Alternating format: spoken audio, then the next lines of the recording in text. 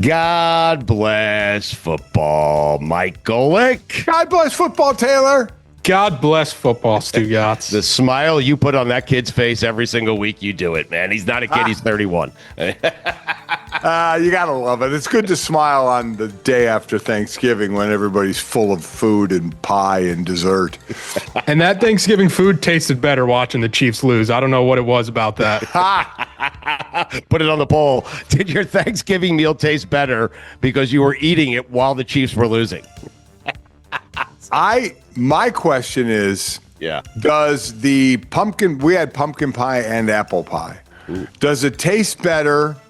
Now, we always eat early, 12, 1 o'clock. So does it taste better at the end of that meal, later in the day when you have your second piece, or this morning, Friday morning, out of the fridge when it's cold? Wow. Are you saying you had a piece of pie already today? Yeah. Yes, I did. Oh my God! And look at you. Listen, we just had Dog on. He was getting ready to take a nap at 9 a.m. You're eating pie in the morning. What is happening? I mean, well, I'm eating pie, and then comes the nap. Yeah, I mean, it's a lot more football to watch today, college and pro. So got to get ready for it. You got to pace yourself. Yeah, exactly. That's why I only had 2 pieces of pie this morning. Yeah. Wait, Taylor, what is the best piece of pie? The original piece on Thanksgiving Day after the first meal. The second one, which is later in the afternoon, headed into the evening, or the 2 pieces he just had for breakfast this morning. I believe it's the 2 straight out of the fridge. Taylor, what do you think? I believe it is the one the next day, the morning after. Yeah, I agree. It's definitely not after the meal because you just have it, right? Yes. Even though you're stuffed, the pie is sitting there. You're not going to let it sit there. You're going to have a piece, but you're just overloading. Yes. So it's really not the first piece. Yes, right. You're almost doing it out of politeness. Yes, the first piece. Exactly. You don't want to offend anyone, right? Yeah, it's like save room for dessert. It's like I have no room, but I'll jam it down there. Wait, so you have more of a Thanksgiving lunch than you do dinner. And I love that. We usually have dinner. We had one yesterday, and I can't stand that because it's really hard to navigate and negotiate the day in terms of what you're going to eat if you're not eating until 4:30, right? No, we eat at 12 or 1 o'clock. I love that. Way, you're barely eating anything before that. You eat at 4 o'clock or 6 o'clock. I mean, you have to eat something during the day. You're kind of snacking. Your games are on. Right. You're not going to watch a game and not have nothing in your hand to eat. Yeah. So, I mean, listen, I'm not ripping those that do. More power to you. You do what you want to do. But in the Golic household, we eat at 12 or 1 o'clock.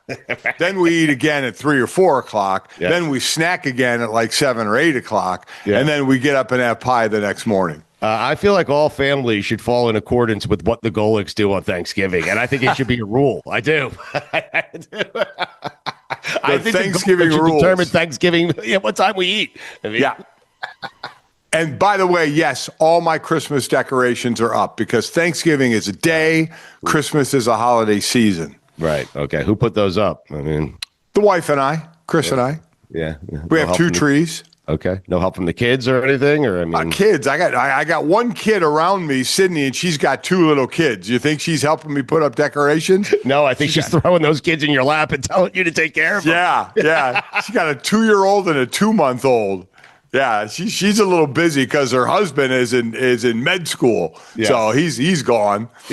That'll pay off for you one day, though, Mike. Don't worry. Yes, it will. Stugotz, you know what they say if you have 2 trees? You don't have one, Taylor. Correct. Oh, God. That's a thought. Wow. Okay.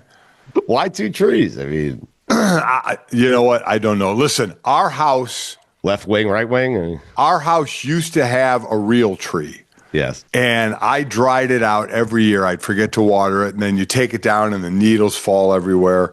Mm-hmm. And at one point, I think it was while we were in Philadelphia, my wife gave me a last chance card to do a real tree. And I dried it out again. So we've had fake for years now. Right. A last chance card. I love that. Yeah. Yeah. She actually made a card, or I mean, No. She's allowed to. Yeah. She's allowed to just tell me. Yeah. Golic, did the Cowboys? What a great day of football yesterday. It really was. All three games were tremendous. But I'm wondering, in your mind, did the Cowboys get hot too late in the season? Meaning, a lot of people are going to say the Cowboys, they can make a run. We said it this morning, Taylor and I talking before you came on, and I feel like a lot of people, but is it too late for the Cowboys to make any sort of serious run through the NFC here? Well, I mean, it's only about getting in the playoffs, and right now they're in the 8th or 9th spot. There's 1, 2, 3, 4, 5, 6, 7 ahead of them, so there's 7 in. And the 7th is with 4 losses, and I believe that's the 49ers.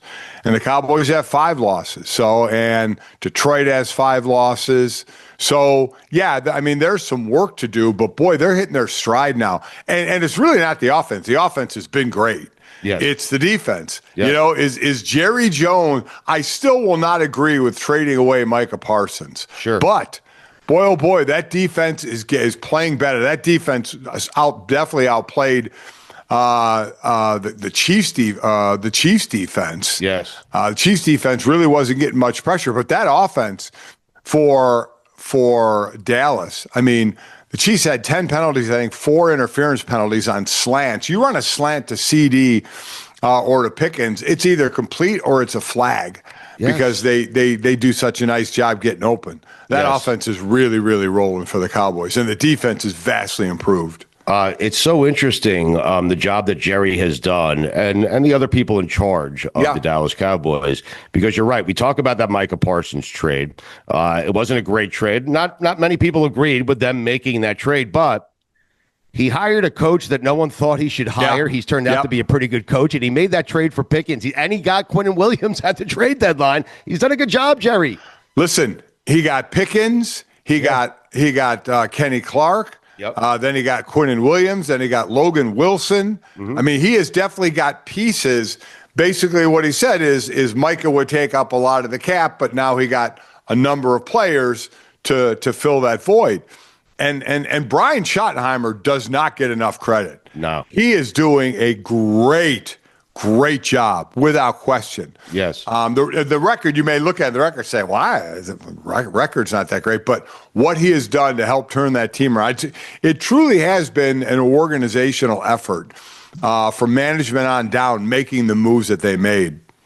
Mike, how important do you think they seem to have a purpose now? They're unified because of the tragic suicide of one of their teammates who took his own life. And I'm wondering, there are times where that could break a team apart, and there are times where that could really bring a team together.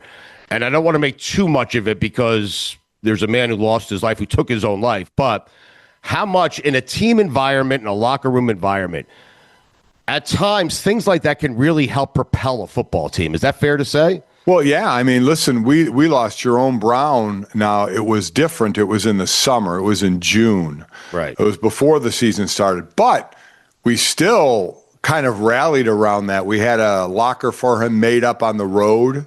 He was with us the entire season. So, yeah, it could be a rallying point. And there were those that thought we exploited it, used it too much. But, he was a friend more than a teammate. Yes. And so, yeah, you can. And everybody's different. Everybody knew him differently. Some were closer friends with him than others. So people will treat it differently. But it certainly can be a rallying point. It's interesting, man. That team is interesting. And I can't believe I'm saying this. I have, like, me and Taylor, we have found the place where I might be able to root for the Cowboys. I mean, they have the Lions next, who are struggling for sure. Yes. Then they have the Vikings. Then they have the Chargers, who are basically without an O-line. Then they have the Commanders, whose season is done. Yeah. Then they finish up with the Giants. So, I mean, and they've won, 3 in a row. Yeah. The schedule, I think at three games ago, they lost to the Cardinals. You were thinking, wow, they are just dead and buried. And then they beat the Raiders, which everybody beats the Raiders, but then, beat the Eagles, and they beat the 2 Super Bowl teams in the last, in the matter of 4 days. Yeah, it's crazy. So, yeah, and really it is because of the defense. Yep. Mike, would Lions fans trade Dan Campbell for Ben Johnson today? Yep. it's so interesting because he's so proud of that question, man. I think in the first 4 games of the season or so, John Morton, who was then calling plays for Detroit, the new offensive coordinator, they had better numbers than when Ben Johnson was in Detroit. And then it kind of slipped off, kind of fell off. They had that first loss, obviously, to the Packers, but then they put up 52, 38, 34, 37. So, I mean, those games, they were doing better than when Ben Johnson was there, but then it fell off, and then that's when Dan Campbell took over. And going for it, he goes for it all the time. But there was a point in that game in the fourth quarter where they should have kicked a field goal as well. But still, listen. I don't think they would trade Ben Johnson for Dan Campbell. They love Dan Campbell, but we thought the offense would suffer. It didn't suffer early, but it is suffering now. Right. Are you certain? Like, just imagine if the Bears called the Lions. They wouldn't do it because they have the better coach. But the Bears called the Lions, and they're like, "Hey, we'll give you back Ben Johnson. You give us Dan Campbell." You don't think the Lions are going to say, "What are you, fucking nuts?" Okay, here. No. They would keep Dan Campbell. And listen, it's more than just an offensive play caller. There's more to a head coach. And listen, Ben Johnson's doing a half a good job. I wish he'd smile more, right. And enjoy the fruits of his labor. He has his team 8-3, for God's sake. They're ahead of schedule. Yes. I'd like to see him enjoy it a little bit. Right. Taylor, what if the Bears called the Lions and said, hey, we'll give you Caleb for Jared Goff? I think the Lions do that. The Lions would do that, right? I mean, I'm just saying it's amazing how quickly the window closes, Mike. Well, I mean, you got to remember Jared Goff has been in the league a long time and Caleb hasn't. Okay, I know I have to factor in salary and salary cap and all that stuff, and upside and everything. But Caleb is still erratic at times, but the one thing he does, like his completion percentage is under 60%, which is obviously not very good. Yes, but he doesn't turn the ball over. I mean, he just doesn't, which is huge, especially for a young quarterback. Yeah. Mike, I wanted to get into the college because it's such a great weekend for college, and there are games today. And I'm wondering, so let's just start here. You have Ole Miss and Mississippi State. It's going to be such a bad look if Lane Kiffin loses this game. They're going to say his focus was elsewhere. It was not on his team and his school and his team trying to get to the playoffs. Do you give Mississippi State any chance in beating Ole Miss today? I mean, I certainly give them some chance. They're only a 7.5-point dog at home. It's certainly doable. But I think Ole Miss wins, and then it gets interesting. If, in fact, Lane Kiffin is leaving, right, he would want to coach Ole Miss through the playoffs, but would the school want him to coach Ole Miss through the playoffs? Right. Some of the players, I'm sure, would want him to stay, and some of the players would want him to go. The players have less of an argument nowadays because before basically free agency and portal and NIL, the coaches could still leave whenever they wanted. The players felt like they were trapped. Now, players can leave whenever they want, just like coaches can. So I think it's tougher for them to be mad at a coach when he takes off. Right. But don't you think that's interesting, Mike? Because I think most of the players, if not all of the players, you've arrived at the playoffs. So you've made it. You win today. You've arrived there. Don't you think all of them want to finish it off? And don't you think they don't care if Lane Kiffin's going to be their coach next year? They want Lane Kiffin to be their coach for the next couple of games. Don't you think? Yes. Right. Yes. They want the continuity of what the year has because, exactly right. Even though Charlie Weiss Jr. is the coordinator and calls plays, they both kind of, mind meld to call the plays. You would just want the continuity of Lane Kiffin being there and continuing. Yes, I think if I were a player, I would definitely want him there. Right. Especially in this era, too, where if you're an Ole Miss player that has any eligibility left and Lane Kiffin leaves, you're probably like, hey, I'm going with Lane next year, so we might as well ride this out together. Mm-hmm. Yep. That's very true. The better players that have a chance and think that Ole Miss will take a step back without Lane would if Lane wanted them, would go to LSU or Florida, wherever he's going to go. Probably, I'd say it's either LSU or staying at Ole Miss. I would agree. Mike, Georgia Tech today. The game means a lot to both teams. It means more to Georgia Tech, I guess, than it does Georgia. Georgia's going to get in even with 2 losses. Georgia Tech have a chance of the upset here. They're at home, so. Yeah, they're pretty much dogs in this one. That loss to Pitt last week. I mean, even if they were to win, I don't know if they were, because SMU and Virginia hold all the cards. They win and they're in the ACC championship game. So I don't know. Even though what Georgia is what 4. I don't know if Georgia Tech beats them if they jump all the way. Then they would have to jump probably past 11, because 12 for sure is going to be a trapdoor for the group of 5 team, and 11 may be the trapdoor for the ACC team if no ACC team champion is because right now what Virginia and SMU are in the teens and in the 20s, and that could be the ACC championship game, and if they win, one of them's in. So 11 and 12 could just be placeholders. Then you have Tech, though, with the same argument as Miami. Like, hey, we won the head-to-head against Georgia. We both have 2 losses. I mean, I know, but again, they're not close enough. I know they're not close enough in the how the committee puts them in pods to compare the two. That's still going to be interesting with Notre Dame and Miami. Really is. The other interesting thing, what happens if Michigan wins on Saturday? Does Michigan get in if they beat Ohio State? Because you can make the claim that's the best win of this season. There is, and I had it written down, there's a scenario where Michigan can get in to the Big Ten championship game. Yeah. If Michigan beats Ohio State and Indiana beats Purdue and Oregon loses to Washington, which all could happen, by the way. It's Michigan and Indiana in the Big Ten championship game. Wow, then they have a chance for an automatic bid, huh? Yeah. If Purdue beats Indiana, which I don't think will happen, and Michigan beats Ohio State and Oregon beats Washington, it's Michigan and Oregon in the Big Ten championship. And then really the most absurd thing that would have to happen, if Michigan won, if Purdue beat Indiana and Washington beat Oregon, Michigan and Ohio State would play again in the Big Ten championship game. Yes. That would be unreal. Oh, let that happen, please. Yeah. But Michigan just beating Ohio State, I mean, I don't know. Again, will they jump up past 11?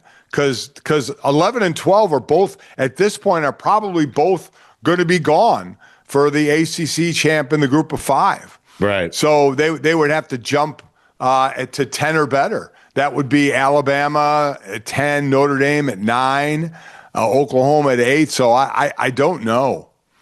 How do you think Ohio State fans would react if indeed that played out and Michigan beat them twice, but Ohio State won the national championship? That would be, I mean, that's unbelievable, because there are Michigan fans who would rather beat Ohio State than win a championship, which I don't, or Ohio State fans. Yes. That would rather beat Michigan than win it. And I don't get that. Right. The whole goal is to win a championship. Yes. And they did. But I think Michigan fans, one time is different. You beat them twice and once in the Big Ten championship game. If they go on to win the national championship, you don't care. I mean, that would be unbelievable. Yes. That would be unbelievable. I don't see any way. I don't even think Michigan gets in the Big Ten title game.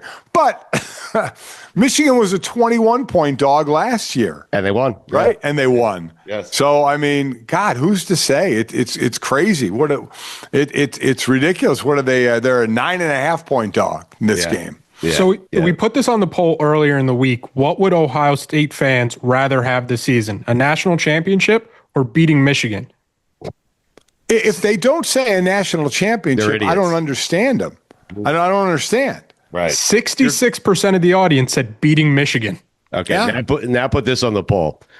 Beat Michigan twice or win a national championship. Yeah. Michigan fans, what would you rather have? Beating Ohio State twice or winning a national championship? I guarantee you they'll say Ohio State twice. I know. Yeah. It's so wild. Weird. Yes. It's so wild. But that's coming from me, a guy who is an independent at Notre Dame, so we never have to worry about a conference at this point. We had Reese Davis on the show on Wednesday, and he said, I was telling him your point about UM fans and how they should be upset, and he agreed with you, but he did say this. He offered that Notre Dame to him is one of the 5 best teams in the country, no question about it. Oh, I agree. I think Notre Dame is better than Miami. That's why they're human beings, so they're going to have an eye test. Right. But you also play the game on the field, right? And I think the thing that hurts Miami is it was the first game of the season. If it were the 5th game or the 7th game, that would be a different story. But it's the first game where all teams are different after the first game. And then obviously the 2 losses, but we're talking about them having the same record. Oh, I agree. I think Notre Dame is playing better football than Miami now for sure.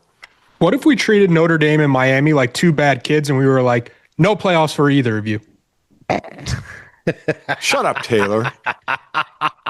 Why are you kicking both of them out? Well, yeah, why are you taking it out on both of them? By the way, I would say in terms of national stories, it would be like Alabama, Notre Dame, and Miami. Those are the 3 teams you want in. Yeah. It's going to be real interesting if Bama stays at 10, Notre Dame at 9, Oklahoma at 8.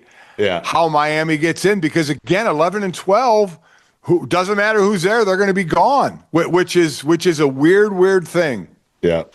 Golic, would you agree that the college football playoff committee has a narrative problem because they keep sending this Hunter Yurachek guy up there? Oh, it's terrible. He's not doing them any favors. No. If you want to see when 6-7 jokes died, it was when Hunter Yurachek did his 6-7 joke. That was cringeworthy. Yes. That was absolutely cringeworthy. He had a ton of pressure on him. I mean, he did. Yeah. I he was trying to have a bounce back week. I mean, yeah, I imagine he left that interview and he just got a bunch of stares like, what the hell are you doing? Jeez. They have to let someone else do it. They do. He can be in charge of the committee, but someone else has to be the mouthpiece. Someone who can bullshit, you know? Yeah. He struggled at it for sure. Yes. 6-7 waiting them. Oh, God. The face that Reese Davis gave him was like, what the hell was that? What are you doing, dude? Yeah, that was brutal. I love it.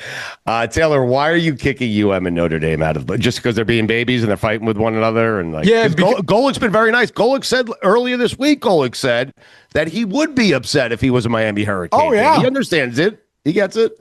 Yeah, I'm on the side where I think head-to-head matters for sure, but Miami fans are acting like head-to-head is the only thing that matters. Yeah. So that's more of my problem. And right now it's like Notre Dame fans are making their argument, Miami fans are making their argument. Ultimately, what we're arguing is who are the 9th, 10th, and 11th best teams in college football, where it's like we're getting bogged down on it. Well, the other thing, Mike, is and I discussed this with Reese and he agreed. We selected a committee to do this and we asked them to think differently. And they're thinking differently. They're well aware that Notre Dame lost to Miami head-to-head, but they think at this stage of the season, not back in August, right now, that Notre Dame is the better football team. And I applaud them for thinking that way, because it shouldn't just come down to head-to-head. If you were to ask me, how many teams can win the national championship in college football this year? I would tell you 4 or 5, and Notre Dame would be one of them. UM would not. Yeah, I agree with that. And also, we have the human committee, and they talk about they keep moving the goalposts and this and that with their criteria. But every week, when you compare the human committee, the college football playoff committee, and the old BCS computer system, the rankings are almost the same. Yep. They're almost the same, save for, I think, basically 6, 7, and 8. Oregon, Ole Miss, and Oklahoma were switched a little. But Notre Dame was 9, Bama was 10. The first 6, the first 5 were exactly the same.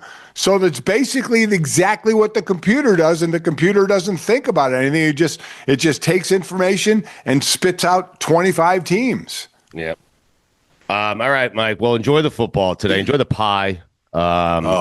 Yeah, you got a day ahead of you, Mike. You don't have to work today. Golic every afternoon on the FanDuel Sports Network. You just got to take care of Sydney's kids. I mean, just got to take care of Sydney's kids. I head to Washington tomorrow, Denver at Washington on Sunday night. Nice. Yes. Which will be an interesting game if Washington can field a team of injured players. Yes. We'll see. I think we're just going to have to wrap our heads around the fact that, we should probably stop talking about Lamar, Mahomes, Burrow. We have to wrap our heads around the fact that Drake May might make the Super Bowl. I mean, it's really wild. I mean, seriously, you sit there and you talked about the Chiefs, the Bills, and the Ravens, and now it's New England, the Colts, even though they put up a bit of a stinker, and the Broncos. Basically, the Broncos and the Patriots are heading toward an AFC championship clash. I mean, that's wild because it had been those, especially Kansas City for so long, but those other two teams trying to get over the hump, they may have fallen more behind. I mean, Bo Nix and Drake May. How do you feel about Joe Burrow at plus 7,500 to make it to the Super Bowl right now? I mean, Joe Burrow, what a difference. He made the defense better. I mean, quite honestly, yeah. Quite honestly, that defense, they played some good ball. Yeah. The Baltimore offense and defense, they're basically they're kind of average right now. Yes. You know? Yes. Yeah. They have stars on it, but with all the injuries Lamar has had, he's just not as explosive as he was and is the threat that he was. 7,500 plus 7,500. You want in? What do you think? I put a sprinkle on it. To make the Super Bowl? No, their defense isn't good enough for that. It's a flyer, though, Mike. It's $50. I mean, you and I. Well, that's the thing. $7,500. Yeah. I mean, yeah. You want to get good ROI. That's a good one. Good one to do. That might be a little bit of a reach, though. How soon before your third piece of pie today? Well, I had the first two before I came on with you, so it'll be a little while. It'll be at least another half hour. That long, huh? Yeah. Got to let it settle. God bless pie, Mike. God bless pie. Oh.